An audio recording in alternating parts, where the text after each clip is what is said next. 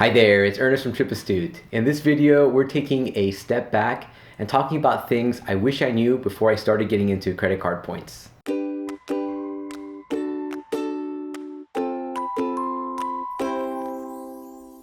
Before we get started, I just wanted to run through a couple of updates. One, congratulations to Enrique T for winning our Locktote Flak Sack Sport giveaway. Enrique, you should be receiving your bag soon. Secondly, if you're new to our channel, I just wanted to mention that we are a travel channel that is focused on sharing ways to make travel easier, affordable, and more enjoyable. Traveling can be stressful and expensive, so we're looking for ways to help you maximize your experience through travel tips, points and miles, and innovative gear. If you're watching this video, you're probably a points and miles collector, so you know how complicated and crazy this hobby can be, and also the types of crazy behaviors that can come from collecting points. If you don't know, then definitely watch our Crazy Habits of a Points Collector video. It might give you comfort knowing that you're not alone.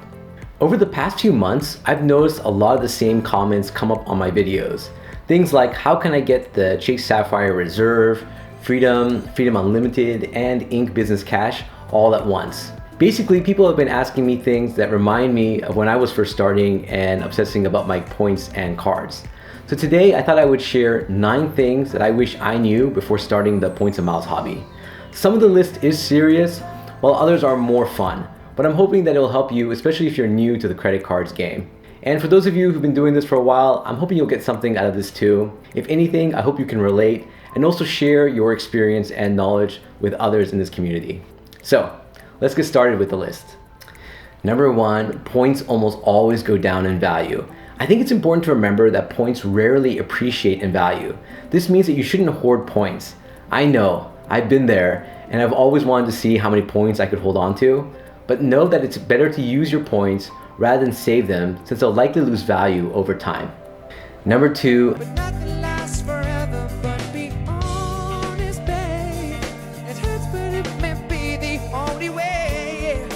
okay, maybe it's not quite Maroon 5, but the best travel credit cards seem to have specific lifespans. For example, the American Express Platinum card was once the standard when it comes to luxury travel points and perks. Then when I got the Chase Sapphire Preferred in 2012, I was convinced that it would have a permanent place in my wallet. Though in 2016, that card was replaced by the Sapphire Reserve card. In the last few years, we've seen a lot of new players in the game, which was primarily dominated by American Express and Chase. Companies like Citi, US Bank, Barclaycard, and many more have created some incredible credit card products. And while I love my Chase Quinfecta, okay, not sure that's the right terminology, but I know that I'll likely have different cards in my wallet in the next year or two. Number 3, rules change all the time. This one is frustrating. You might sign up for a card loving all the perks that you get, only to find out that the benefits are no longer valid or available after a year or two. This is almost to be expected. In fact, Chase recently announced a bunch of changes, and a lot of people were worried that they would lose many of their benefits, like transferring points between cards. Luckily, that didn't happen, but it definitely might happen next year. Again, this is an uncertain hobby, and you have to be willing to adapt and pivot when necessary. Number 4, it gets harder to get credit cards. One thing that I didn't realize when I started is how difficult it is to get more credit cards when you already have a lot of extended credit. For example, I have 17 active cards, and whenever I apply for a new credit card, it seems like the issuer wonders why I need more credit. So I've had to slow things down a bit since I can't justify having more credit from the issuers. Number 5, everyone thinks you're crazy. Once you get into this game, you have to know that most people will either think you're a genius who's gaming the system or an insane person. I've been using credit card points to pay for my travel for years now, and I swear I still have friends who are convinced that I'm doing something illegal or that I'm in a huge amount of credit card debt. It's more funny than anything, but I am conscious of the fact that people will judge me on this hobby. And while it may not matter in your personal life, there have been times where I've held back at work since I didn't want people to perceive me in a certain way.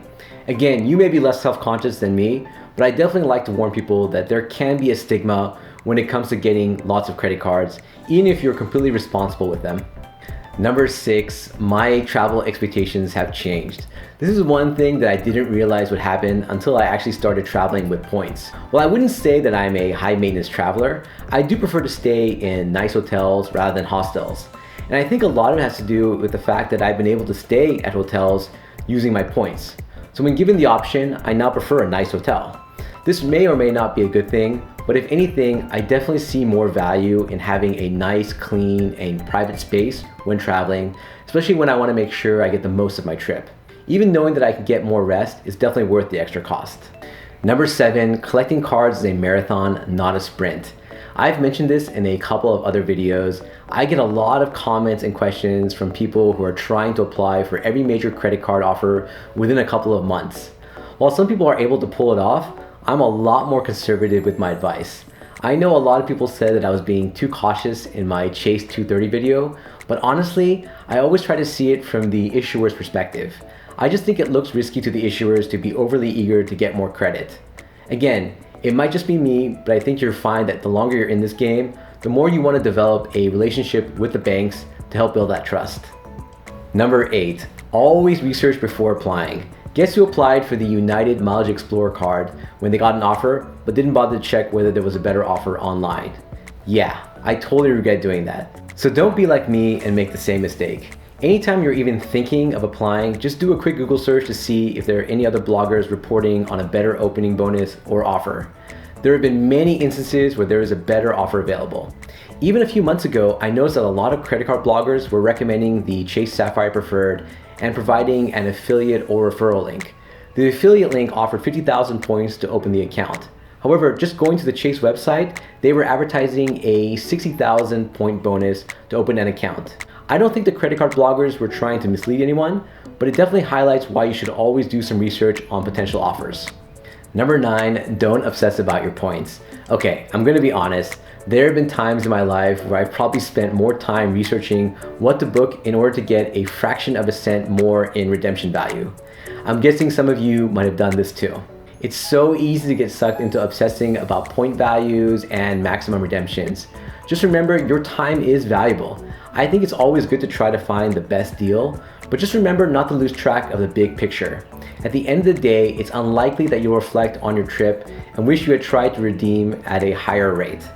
In fact, some of my best travel memories were booked with points without really digging into the point values, like our trip to Mexico last year and our stay at the Andaz Mayakoba Resort. What are things that you wish you knew before getting into this hobby? Please let us know in the comment section below. If you enjoyed this video, please give us a thumbs up and consider sharing our video and channel with others, especially other points and miles nerds in your life. Until next time, travel safe and travel smart.